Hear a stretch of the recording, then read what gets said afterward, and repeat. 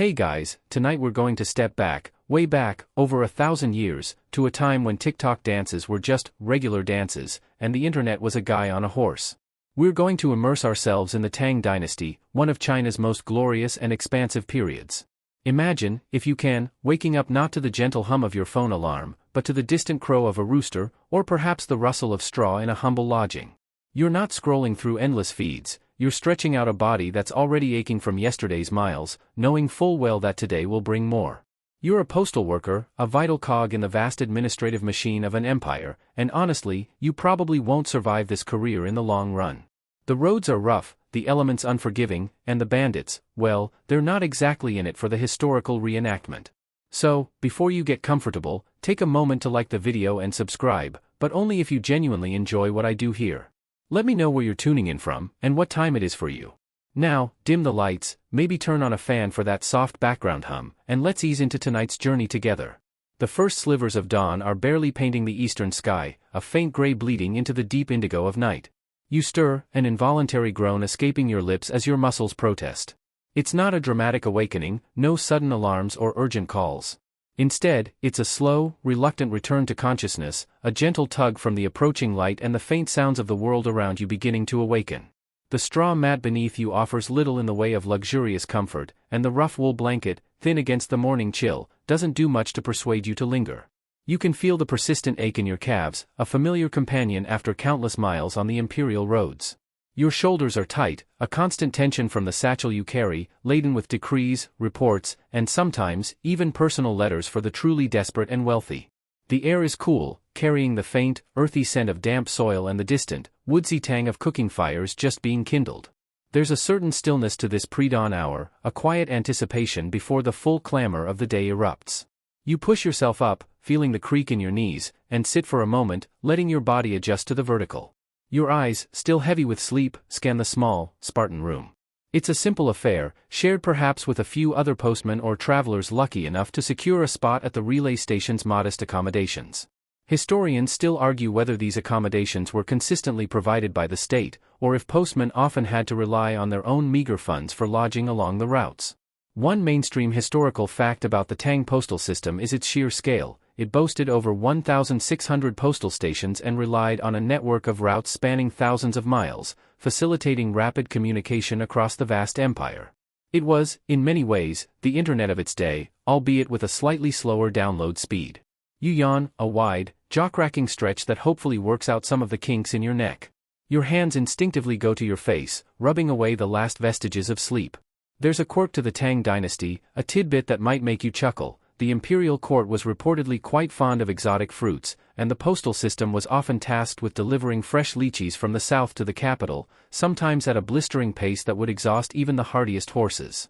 Imagine the pressure, delivering fruit that had to arrive perfectly ripe, or else.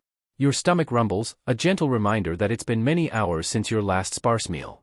The prospect of breakfast, however humble, offers a small flicker of motivation. You swing your legs over the side of the mat, placing your bare feet onto the cool, packed earth floor. The world outside is just beginning to lighten, and soon, the demands of the day will come knocking. You're a postman, and the empire waits for no one, not even for a few extra minutes of sleep.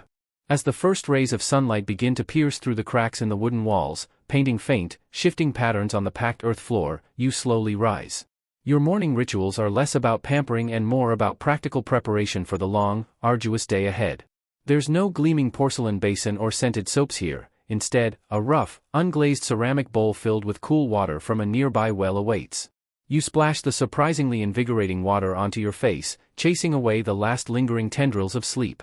The chill makes you gasp slightly, but it's a necessary shock to the system.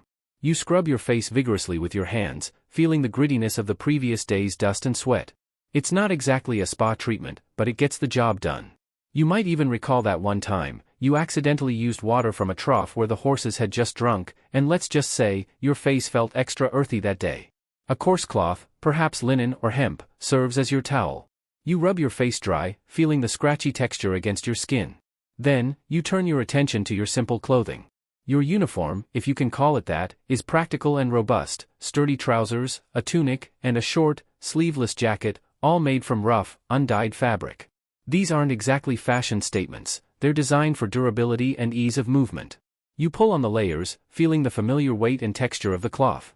There's no need for elaborate fastenings or adornments, everything is about efficiency.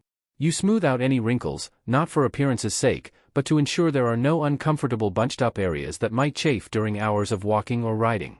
Historians still argue whether all Tang postmen were issued standardized uniforms, or if regional variations and personal additions were common. It's hard to imagine the logistics of standardizing millions of garments across such a vast empire without some, shall we say, creative interpretation at the local level. Next, you attend to your feet, which are your most vital tools. You don't have the luxury of cushioned athletic shoes. Instead, you wear simple cloth wrappings and sturdy, straw sandals or, if you're fortunate, leather boots. You meticulously adjust the wrappings, ensuring they are snug but not too tight, aiming to prevent blisters that could turn a long day into an agonizing ordeal. The boots, when you have them, are worn and molded to your feet, offering a modicum of protection against the rough terrain and the occasional, unwelcome rock. You might even remember that one time you stepped on something surprisingly sharp, and you walked with a limp for a week. A mainstream historical fact about Tang Dynasty footwear is that different classes wore distinct styles of shoes, with commoners often relying on straw sandals, while officials and the wealthy sported more elaborate silk or leather varieties. You, as a postman, fall somewhere in between, your footwear dictated by function rather than fashion. You check your hair, which is likely kept short or tied back simply to keep it out of your way. There's no time for elaborate coiffures, nor is there any desire. A quick run of your fingers through it, maybe a quick splash of water to tame any particularly unruly strands, and you're done. A quirky tidbit about Tang personal hygiene: while bathing was common, soap as we know it wasn't widely available. People often used plant-based ashes or pig pancreas paste for cleansing. Makes you feel a bit better about your simple water wash, doesn't it? Imagine trying to scrub down with pig pancreas paste after a long, dusty day on the road. You can almost smell the existential dread. As you finish these routines, the sounds from outside the room grow louder, the muffled clatter of cooking pots, the low murmur of voices, the rhythmic thump of someone chopping wood. The air outside the window, now a brighter gray, promises the full light of day. You take a deep, centering breath. These moments of quiet preparation are crucial, a brief island of solitude before you plunge into the demands of your job. Every movement is deliberate, every action focused on efficiency and readiness. Your body is your livelihood, and you treat it with the pragmatic respect of a seasoned traveler who knows what lies ahead. Your stomach, a surprisingly insistent companion, continues its low rumble, serving as a gentle, yet firm, reminder that sustenance is now a top priority. You head towards the communal area of the relay station, drawn by the increasing sounds of activity and the enticing aromas wafting through the air. The station's kitchen, if you can call it that, is a simple affair: an open hearth, a few well-worn cooking pots, and perhaps a large clay oven. It's bustling now, even in these early hours, with a mix of other postmen, stable hands, and the occasional traveler who's managed to secure lodging for the night. The breakfast offered is, predictably, utilitarian and hearty, designed to fuel hours of walking or riding rather than to delight the palate. You join a short line, waiting patiently for your turn. When it comes, you're handed a bowl of steaming porridge, likely millet or rice, thick and warm, a comforting balm against the morning chill. Sometimes, if you're lucky, there might be a few pickled vegetables on the side, or perhaps a small piece of salted fish, though that's a rare treat.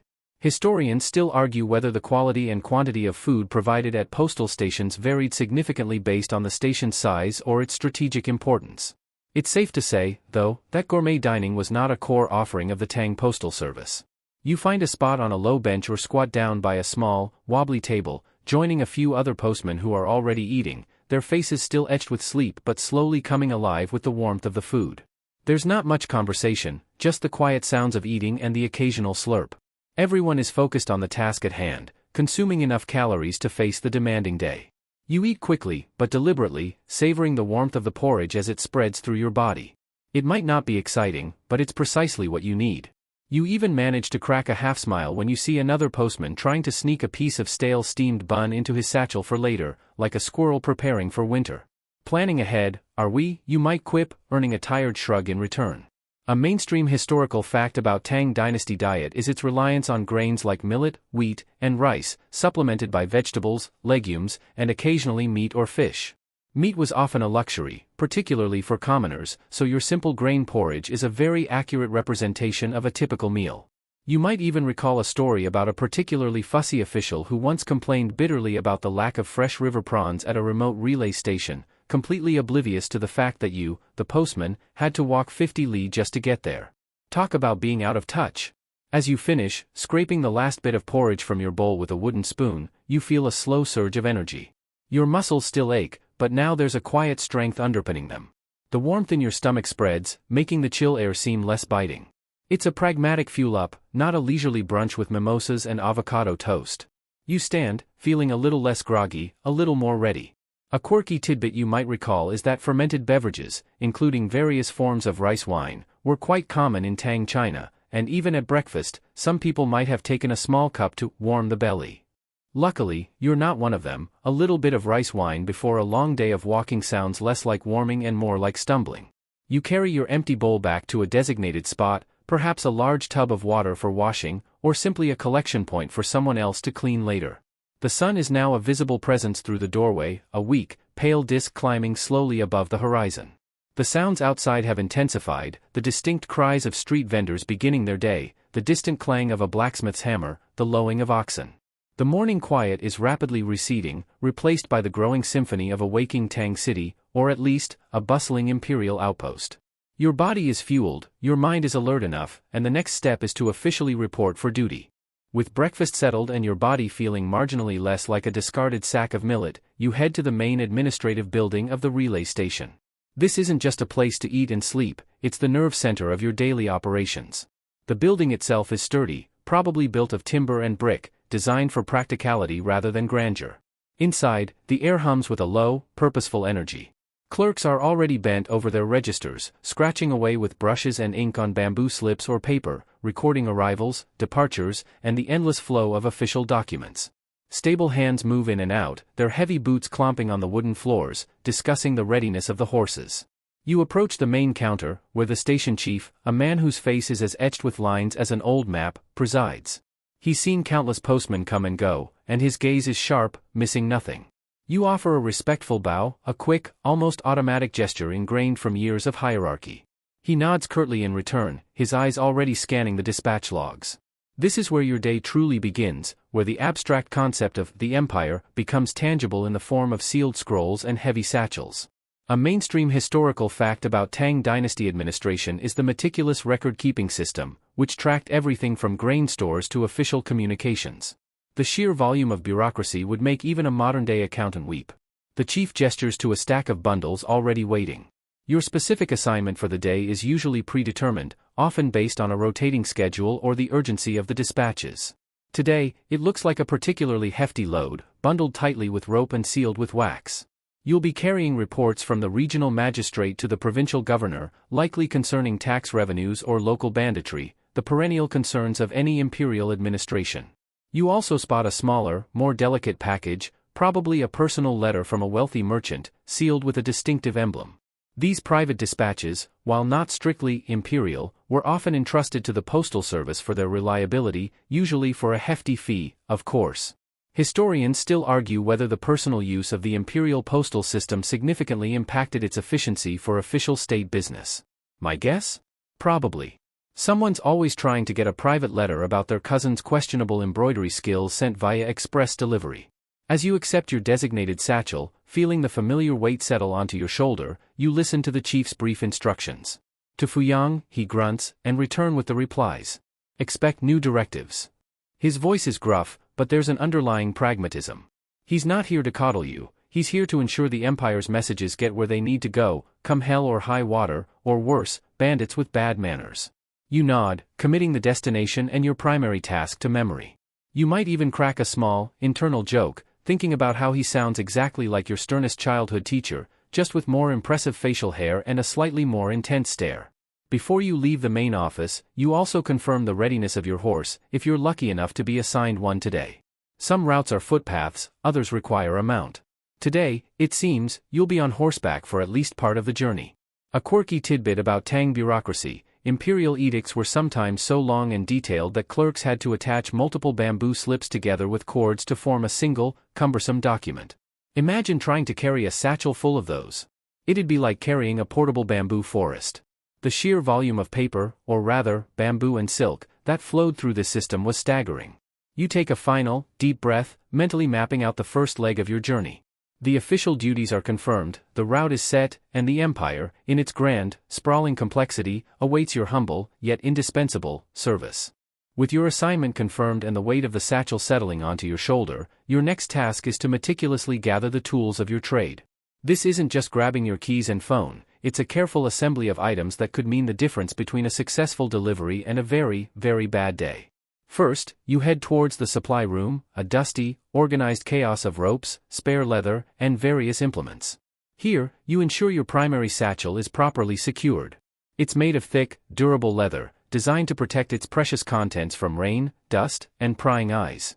You double-check the clasps and straps, making sure they're tight and won't suddenly give way mid-journey.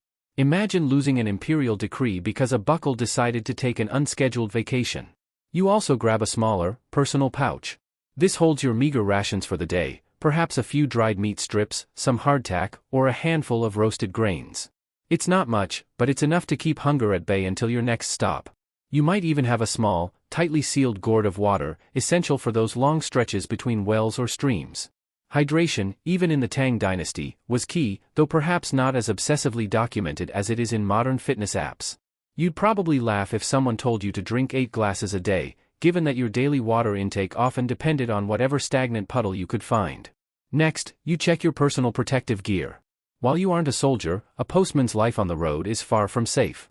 You might carry a sturdy walking stick, not just for balance, but also as a deterrent against stray dogs, or worse, less friendly two-legged creatures. Some postmen, especially on particularly dangerous routes, might even carry a small, concealed knife.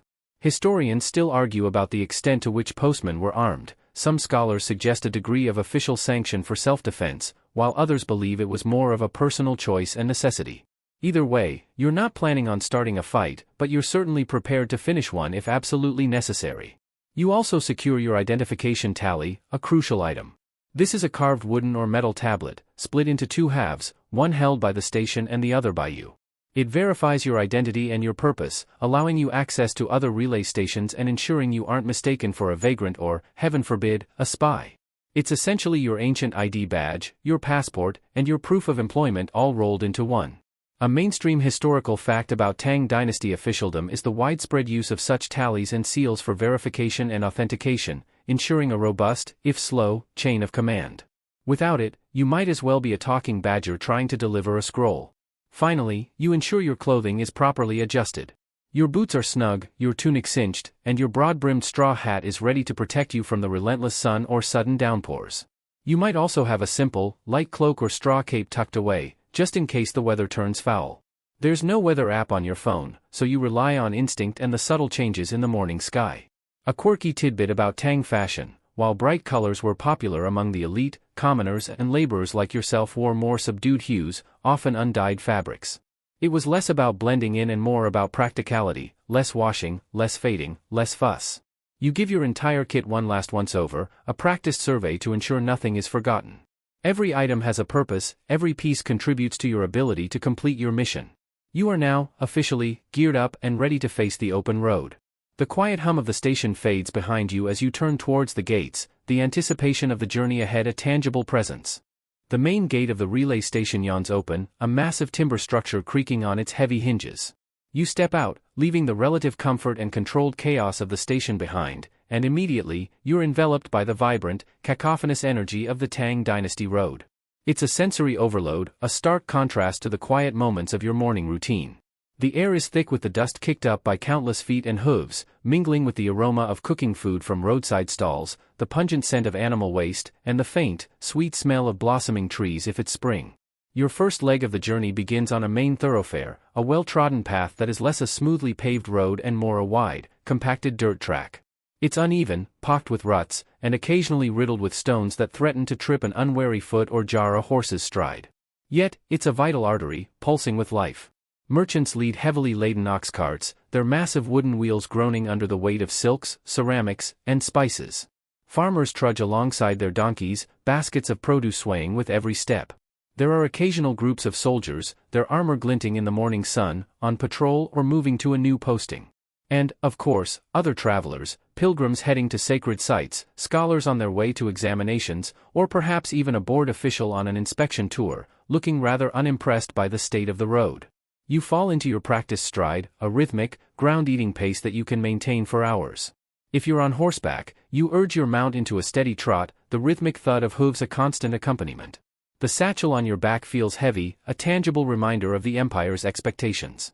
You keep your eyes scanning, not just for obstacles on the road, but for anything unusual, a group of men loitering too long, a discarded item that might signal trouble, or even just a particularly interesting wildflower stubbornly blooming by the roadside.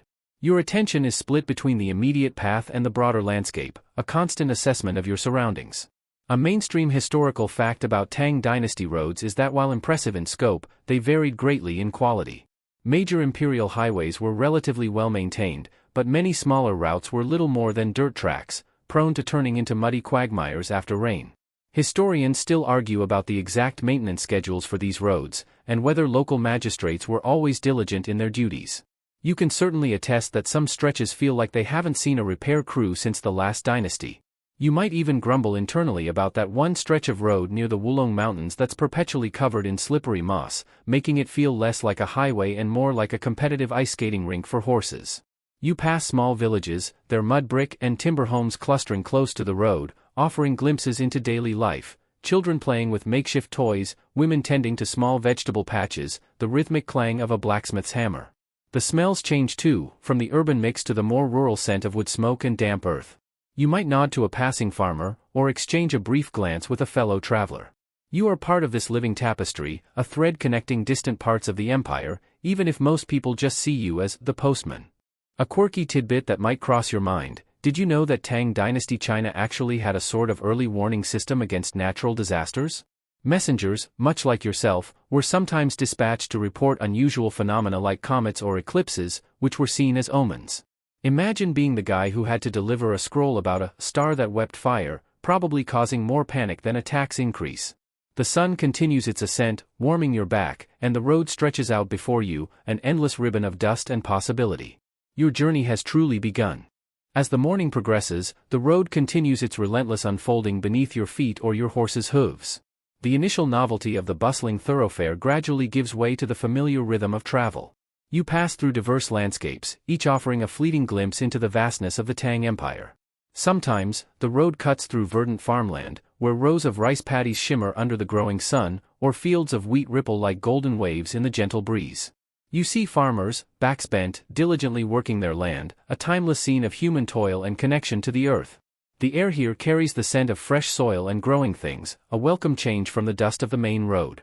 Other times, the path might wind through low hills, covered in scrubby brush and scattered trees. The silence here is deeper, broken only by the chirping of cicadas or the distant call of a bird. These stretches feel more isolated, a reminder of the vast, untamed wilderness that still surrounds pockets of civilization. You're particularly watchful in these areas, your senses heightened, listening for any sound that might indicate an unwelcome encounter.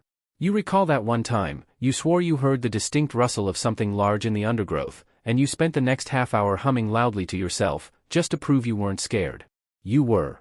You encounter all manner of people on your journey, each with their own purpose and story. You might pass a group of Buddhist monks, their robes fluttering in the breeze, on their way to a distant temple, their serene expressions a stark contrast to the urgency of your own mission. Or perhaps a traveling storyteller, his face animated as he regales a small group of villagers with tales of heroes and dragons. There are always merchants, their carts laden with goods, haggling vociferously at makeshift markets by the roadside. You even spot a pair of acrobats practicing their routine in a clearing, their movements fluid and gravity-defying, a moment of unexpected beauty amidst the mundane. A mainstream historical fact about the Tang Dynasty's society is its remarkable cosmopolitanism. Due to its extensive trade networks and tolerant policies, the empire was home to people from diverse ethnic and religious backgrounds, including Persians, Arabs, Uyghurs, and Koreans. This meant the roads were truly melting pots of cultures and languages. Historians still argue about the true extent of cultural exchange and integration that occurred in these encounters, but it's clear that the Tang roads were arteries of not just goods and messages, but also ideas and traditions. You, as a postman, are a quiet witness to this incredible human tapestry, a silent observer of the empire's beating heart. You might even hear snatches of foreign languages you don't understand, a linguistic mosaic that speaks volumes about the global reach of the Tang. The sun continues its ascent, now high in the sky, casting shorter, harsher shadows. The heat begins to build, and you feel the sweat beginning to prickle on your skin. Your hat, a humble straw affair, becomes your best friend, offering a sliver of shade. You occasionally wipe your brow with the back of your hand, the dust and sweat mixing into a gritty film. A quirky tidbit about Tang etiquette: it was considered polite to offer a small bow or nod to those you passed on the road, even if you didn't speak. It was a simple recognition of shared humanity in a world that could often be harsh and impersonal. You've learned that a friendly nod can often go a long way, especially when you're miles from anywhere and relying on the goodwill of strangers. You pass another milestone marker, a simple stone pillar indicating the distance to the next major town, and you feel a small, internal sigh of relief. You're making progress, one dusty step at a time. As the sun reaches its zenith, beating down with an almost oppressive intensity, you feel the undeniable pull of your stomach and the growing weariness in your legs. It's time for the midday halt, a crucial pause in your relentless journey. You begin to look for a suitable spot, somewhere offering a bit of shade and, ideally, a source of water. Sometimes, you're lucky enough to find a small roadside inn or a designated resting point, part of the Imperial Postal Network, where you can find a brief moment of comfort and perhaps even some stale bread. More often, it's just a patch of trees by a stream, or a large, welcoming rock that offers a meager patch of shade. Today, you spot a cluster of old willow trees by a slow-moving stream, their long branches drooping, creating a natural canopy. It's not fancy, but it's exactly what you need. You unburden yourself of your satchel, letting it drop to the ground with a soft thud, a relief that sends a wave of lightness through your shoulders. If you have a horse, you lead it to the stream to drink, watching as it gratefully dips its muzzle into the cool water. You then loosen its saddle and allow it to graze on any available grass, giving it a much-needed respite. You take out your meager rations, the dried meat strips, now a bit tough, and the hardtack, which could probably double as a paving stone. You chew slowly, savoring each mouthful, even if the taste is more about sustenance than pleasure. You take a long, deep drink from your gourd, letting the cool water wash away the dust and dryness from your throat. It's a simple meal, but it's enough to quiet the gnawing hunger and replenish some of your flagging energy. You might even chuckle to yourself, thinking about how folks back in the capital are probably enjoying elaborate multi-course meals right now, completely oblivious to your rugged, roadside dining experience. A quick stretch, a few rotations of your shoulders to work out the kinks, and you're ready to face the second half of the day. A mainstream historical fact about Tang Dynasty travel is that while postal stations provided basic amenities, travelers often relied on self-sufficiency for food and water, especially on less traveled routes. Roadside vendors and small inns were common near major towns, but between them, the landscape could be quite sparse. Historians still argue about the average daily distance a postman could cover, with estimates varying wildly depending on the terrain and the urgency of the dispatch. Some scholars suggest figures around 50 li, roughly 25 kilometers, on foot, or significantly more if on horseback. You, however, often feel like you're doing double that, especially when the chief gives you that particular look. During this brief rest, you might see other travelers, equally weary, stopping for their own breaks. A family perhaps, their faces smudged with dust, resting by their ox cart. Or a lone scholar, engrossed in a scroll, seemingly oblivious to the world around him. You exchange no words, just a shared sense of the road's demanding nature. There's a silent camaraderie among those who traverse these ancient paths, a mutual understanding born of shared discomfort. A quirky tidbit you might recall is that in some parts of Tang China, travelers would leave small piles of stones or hang ribbons on trees as good luck charms or to mark safe resting spots for those who followed. You might even add a small stone to such a pile, a silent hope for an uneventful journey. The sun begins its slow descent from its midday peak, and you feel the familiar internal clock nudging you forward. The break is over. You repack your satchel, adjust your clothes, and secure your identification tally. The stream continues its gentle murmur, a soothing sound that you reluctantly leave behind. With a renewed sense of purpose, you stand, the slight stiffness in your muscles a reminder of the miles already covered, and the miles yet to come. The second half of your day stretches out before you, promising more dust, more encounters, and more ground to cover before nightfall.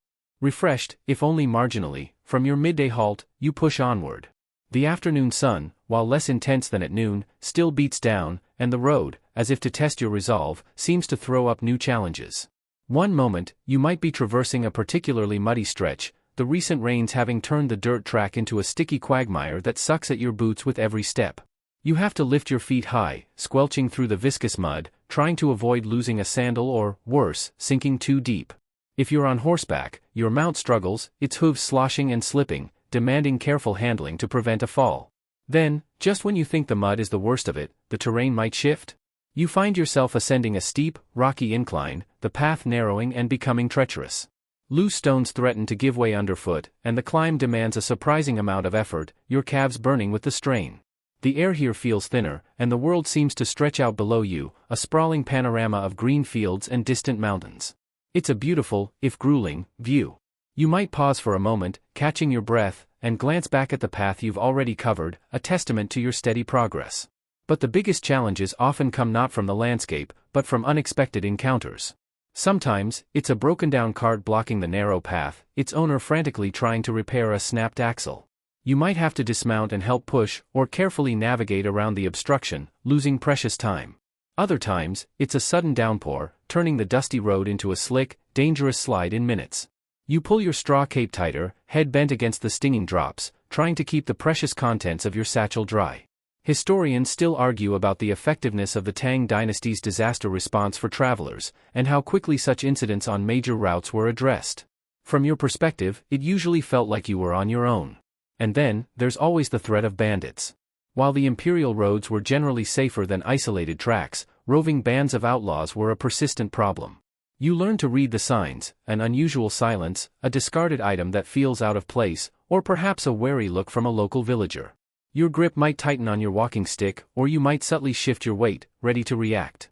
A mainstream historical fact about Tang Dynasty security is that while the empire maintained a large military, controlling every bandit group across its vast territories was an ongoing struggle, particularly in remote or mountainous regions. You've heard stories, of course, of postmen who weren't so lucky, and those tales always send a chill down your spine, a potent reminder of the very real dangers you face. A quirky tidbit that sometimes brings a grim chuckle to your thoughts: some Tang Dynasty accounts mention that particularly notorious bandit groups would sometimes leave calling cards or distinctive marks in areas they frequented, almost like a macabre branding. It's a chilling thought, but also a strange testament to their notoriety. You try not to dwell on such things, focusing instead on the rhythmic crunch of your feet on the gravel, or the steady breath of your horse. You keep moving, pushing through the fatigue, the discomfort, and the occasional flicker of fear. Each challenge overcome, each obstacle bypassed, reinforces your determination. The messages you carry are vital, and the empire waits. There's no turning back, not when there are miles yet to cover and information that needs to reach its destination. The sun begins its slow descent, painting the western sky with hues of orange and purple, a gentle reminder that your day is far from over, but the final leg of your outward journey is drawing near. The destination, Fuyang, a bustling provincial town, is now within reach.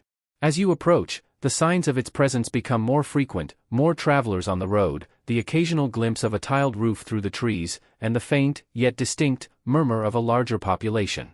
The air itself seems to thicken with the scent of human activity, cooking fires, workshop fumes, and the general exhalation of many lives being lived. You finally arrive at the outer gates of Fuyang, likely a fortified entrance guarded by a detachment of soldiers. Here, you pause, taking a moment to present your identification tally to the gate guards, a quick, practiced exchange. They eye your dusty appearance and your satchel, then wave you through. This is a common, mainstream historical fact about Tang Dynasty urban centers. Many major cities were walled and had controlled access points, both for security and for levying taxes on goods entering the city. Historians still argue about the effectiveness of these gate systems in preventing smuggling or unauthorized entry, but for a legitimate postman like yourself, it's just another routine hurdle. You might even crack a small joke internally about how much faster this would be if they just had a QR code. Inside the city walls, the noise and activity intensify, a stark contrast to the quiet stretches of road you've just traversed. The streets are a vibrant tapestry of life, street vendors hawking their wares, their cries blending into a continuous hum, artisans hammering metal or carving wood, children chasing each other through crowded alleyways. The smells are richer too, a mix of cooking spices, incense from nearby temples, and the faint, ever-present scent of human habitation. You navigate through the crowds with practiced ease, your eyes scanning for familiar landmarks. Your destination within Fuyang is another postal relay station, perhaps larger and more established than the one you left this morning. You finally spot its familiar emblem above a sturdy wooden gate. You step inside, leaving the bustling street behind, and the relative quiet of the station washes over you like a balm. You approach the receiving counter, where a clerk is already waiting. You unburden yourself of your heavy satchel, the relief immediate and profound as the weight lifts from your shoulders. With a deep breath, you begin the process of delivering your precious cargo. You carefully unseal the imperial dispatches, presenting them to the clerk. He inspects the seals, ensuring their integrity, then meticulously unrolls each scroll, his eyes scanning the characters. These aren't just pieces of paper, they are the arteries of the empire, carrying decrees from the emperor, reports from distant prefectures, tax documents, military intelligence, and sometimes, even pleas for assistance. A quirky tidbit about Tang Dynasty communication: urgent military dispatches were sometimes wrapped in chicken feathers to indicate their extreme importance, signifying they should be delivered at the fastest possible speed. You haven't seen any chicken feathers today, thankfully, but the urgency is palpable nonetheless. You also hand over the smaller, private package, noting its recipient and the sender. The clerk records everything in his ledgers, documenting the arrival and confirmation of delivery. There's a certain satisfaction in this moment, the culmination of miles and effort. You've successfully transported vital information, playing your part in the intricate dance of imperial governance. The messages have arrived, the circuit is complete, and for now, your primary mission is accomplished. You feel the familiar, weary ache in your bones, but also the quiet pride of a job well done. With the delivery complete and the weight of your satchel lightened, a different kind of anticipation begins to settle in: the journey back. You've successfully brought the news to Fuyang, but the imperial postal system is a two-way street, and the return trip often carries replies, new directives, or urgent missives that need to be sent back to your originating station. You don't have the luxury of simply kicking up your feet and celebrating a job well done. The clock is always ticking. After a brief moment to stretch your weary limbs and perhaps grab a quick, slightly more substantial meal at the Fuyang station, perhaps some noodles or a bowl of steaming soup, you head back to the dispatch counter. The Fuyang station chief, a more jovial fellow than your own, hands you a fresh batch of scrolls. These are the replies, the confirmations, and perhaps new orders stemming from the messages you just delivered. You carefully inspect the seals and tally the scrolls, ensuring everything is accounted for. There's a particular satisfaction in knowing that you're now carrying information back to where it originated, completing a vital communication loop. The weight of this new satchel, while perhaps not as heavy as your morning load, still feels significant. You check its straps and clasps again, just as you did at dawn. The contents are just as important, the urgency just as real. Historians still argue about the precise speed at which return journeys were expected to be completed, and whether the same postman was always assigned the return trip. It's a logistical puzzle, but from your perspective, it's just another day, another set of miles. You step back out into the fading light of Fuyang, the afternoon sun now lower in the sky, casting long shadows down the bustling streets. The city, while still alive with activity, has a different rhythm now, a slight winding down as evening approaches. The street vendors might be packing up, their calls less insistent. The air is cooler, carrying the scent of supper fires beginning to burn in homes. You weave through the crowds, heading back towards the city gates, your mind already focusing on the journey ahead. A mainstream historical fact about the Tang Dynasty's infrastructure is that the postal routes were meticulously planned, often following the most efficient and safest paths between key administrative centers. This meant that while the outward and return journeys largely followed the same path, you were always aware of potential shortcuts or alternative routes, though you seldom risked deviating from the official one unless absolutely necessary. You might even recall a story about a postman who tried a shortcut through a supposedly dry riverbed during the rainy season and ended up delivering his messages slightly waterlogged. As you exit Fuyang's gates, the open road stretches out before you once more. The landscape, which felt fresh and new this morning, now looks familiar, its landmarks like old friends greeting your return. The willows by the stream, the rocky incline, the patches of farmland, they all pass by in reverse. The light is softer now, bathing the world in a golden glow, slowly shifting to the deeper hues of dusk. A quirky tidbit you might ponder as you walk: did you know that carrier pigeons were also sometimes used for communication in the Tang Dynasty, particularly for military purposes, though they were far less reliable than a human postman? Imagine a pigeon getting distracted by a particularly shiny beetle and your urgent dispatch to the emperor ending up in a random farmer's field. That's why they needed you. You settle into your return stride, your body weary but accustomed to the rhythm. The setting sun casts your long shadow before you, a silent companion on your homeward journey. The destination, your own relay station, is now your beacon. Every step brings you closer to the familiar comfort of your own bed, to the camaraderie of your fellow postman, and to the completion of another day's crucial service to the empire. As dusk begins to settle, painting the sky with deepening shades of violet and indigo, you finally glimpse the familiar outline of your home relay station in the distance. The sight is a welcome relief, a beacon after hours of walking or riding. The air grows cooler, and the chirping of crickets begins to replace the daytime sounds of the road. You quicken your pace, a surge of adrenaline pushing through your weary muscles, eager to complete your duties before the night truly falls. Upon entering the station gates, a sense of quiet calm washes over you. The bustling energy of the morning has softened, replaced by the more subdued atmosphere of evening. You head directly to the stable if you were on horseback, ensuring your mount is properly cared for. You unbuckle the saddle, wipe down its flanks, and give it a well-deserved ration of fodder. It's a moment of quiet connection, a shared acknowledgement of the day's hard work. Your horse, like you, has earned its rest. Historians still argue about the precise nutritional standards for postal horses, and whether they received adequate feed, given the immense demands placed upon them. You, however, know that a well-fed horse is a reliable horse, and reliability is paramount. Next, you head to the dispatch office, where a different clerk, perhaps one on the evening shift, is now on duty. You unburden yourself of the satchel, the familiar sense of relief washing over you as the weight is lifted. You present the return scrolls, explaining any relevant details of your journey, whether the roads were clear, if there were any unexpected delays, or if you encountered any particularly interesting, or suspicious, individuals. This informal debriefing is a crucial part of the information flow, providing valuable real-time intelligence about the state of the imperial routes. A mainstream historical fact about the Tang postal system is its sophisticated reporting structure, which allowed for not just the transmission of messages, but also detailed reports on the conditions of the roads, local security, and even weather patterns. It was a remarkably early form of logistical intelligence gathering.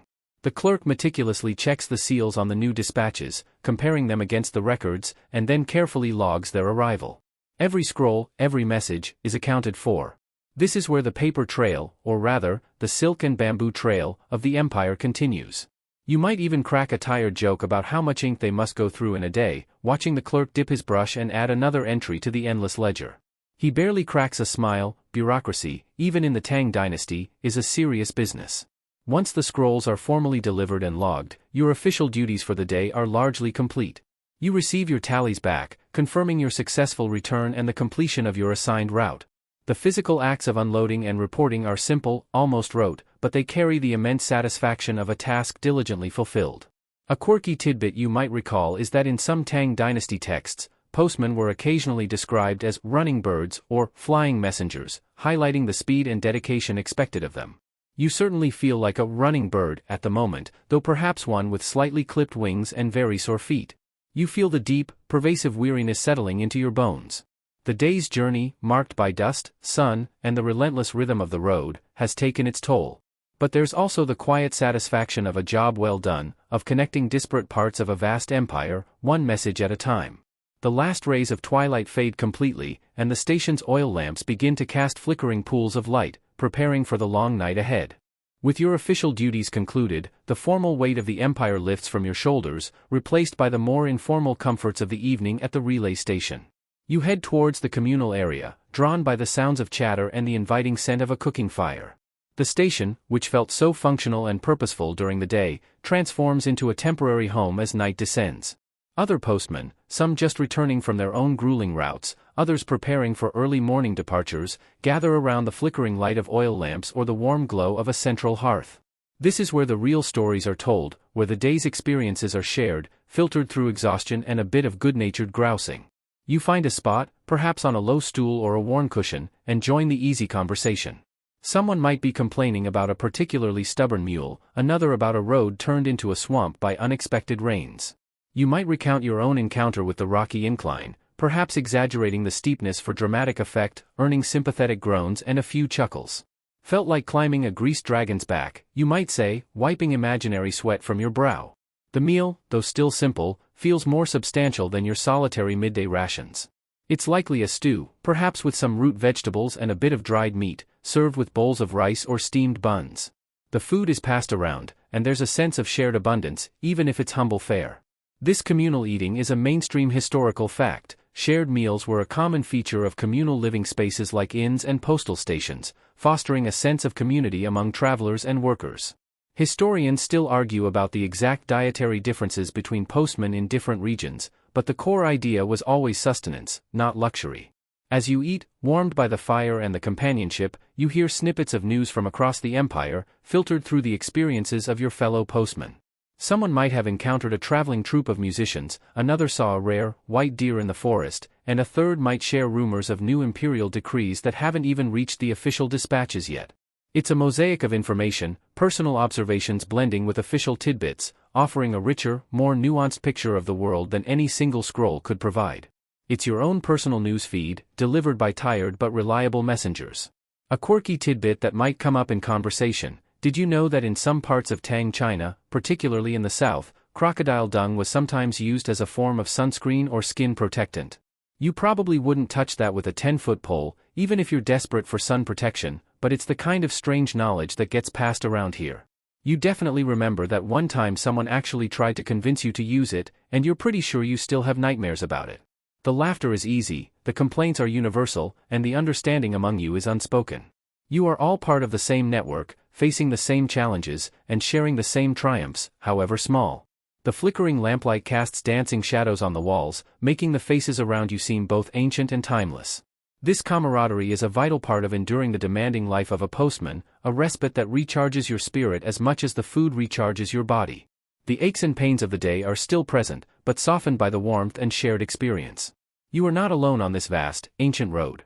As the communal meal concludes, and the last bowls are scraped clean, the atmosphere in the relay station slowly begins to wind down. The boisterous chatter softens into quieter murmurs, and the movements of your fellow postmen become less animated, more deliberate. The heavy weariness of the day, held at bay by food and camaraderie, now begins to settle in earnest. You feel a deep, pervasive ache in your muscles, a testament to the miles you've covered, the weight you've carried, and the constant vigilance required on the open road. Your eyelids feel heavy, a persistent tug urging them downwards. You bid a quiet goodnight to your companions, a nod or a brief, tired word exchanged. There's no need for elaborate farewells. Tomorrow, or the day after, you'll see them again. You head back to your simple sleeping quarters, the air now noticeably cooler and stiller than in the bustling common room. The oil lamp, if you're fortunate enough to have one, casts a small, flickering circle of light, pushing back against the encroaching shadows. You slowly begin to prepare for sleep, a ritual of stripping away the day's dust and discomfort. Your clothing, stiff with dried sweat and road grit, is carefully folded or hung. You might pat down your body, dislodging any lingering dirt. There's no luxurious bath awaiting you, just the memory of the cool water from this morning.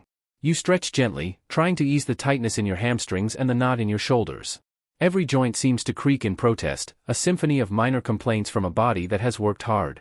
A mainstream historical fact about Tang Dynasty hygiene for commoners was its practicality. Full baths were not a daily occurrence for most, especially those on the road, with quick washes or sponge baths being more common due to limited resources. Historians still argue about the frequency of bathing among different social classes, but for you, it's mostly about functional cleanliness. You arrange your straw mat, trying to fluff it up just enough to offer a modicum of comfort. Your thin blanket is pulled up, offering a minimal barrier against the night's chill. As you settle down, the sounds of the station fade into a soft background hum, the distant stamping of a horse in the stable, the low murmur of someone else settling in for the night, the rustle of straw as you shift for comfort. The darkness deepens around you, broken only by the faint sliver of moonlight that might pierce through a crack in the wall, or the soft glow of a distant lantern. Your mind, though weary, might still replay snippets of the day, the challenging muddy stretch, the fleeting glimpse of an interesting bird, the gruff but ultimately fair station chief. It's a quiet inventory of the day's successes and small trials.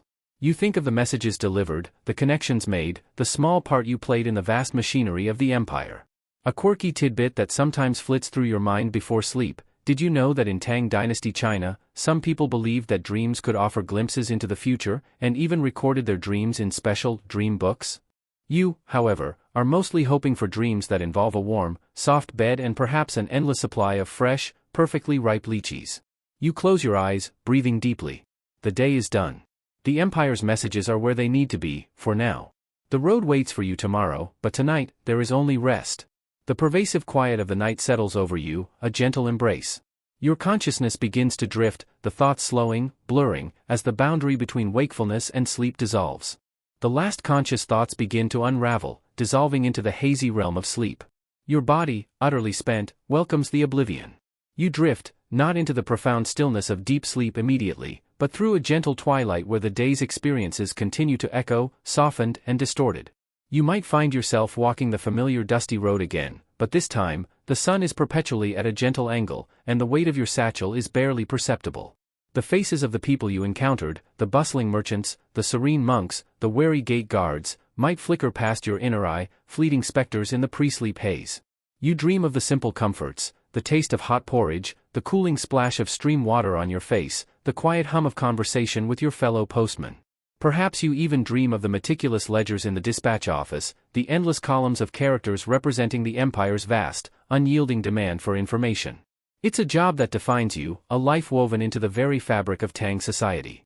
A mainstream historical fact is that the efficiency of the Tang postal system was a key factor in the stability and longevity of the dynasty, allowing the central government to maintain control over its vast territories and respond to crises with remarkable speed for the era.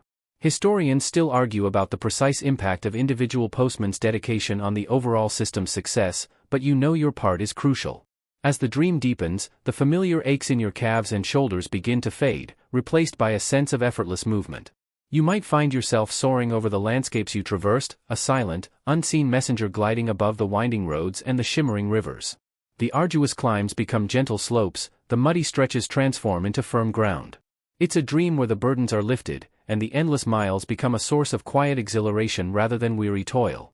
You are, in this moment, truly a flying messenger. You might dream of the distant capital, Chang'an, a city of immense scale and splendor that you've only ever heard tales about. A city of millions, with its grand palaces and bustling markets, its vibrant poetry and its exotic imports. It's the ultimate destination for many of the messages you carry, the beating heart of the empire you serve. A quirky tidbit that might filter into your dreamscape: did you know that Chang'an was once the largest city in the world, with a population that historians estimate could have been over 1 million people within its walls? Imagine the sheer number of messages they must have generated. It's enough to make a postman wake up in a cold sweat. But then, the dreams shift, becoming less about the work and more about the promise of tomorrow. You might dream of clear skies and easy roads, of a particularly comfortable pair of new boots, or perhaps even a rare day off, a chance to simply be rather than do.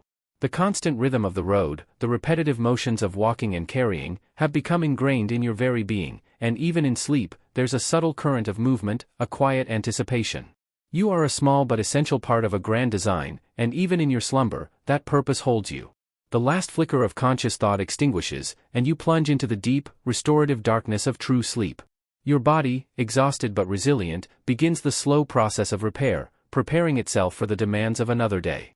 The empire will awaken again, and with it, the need for its messages to travel.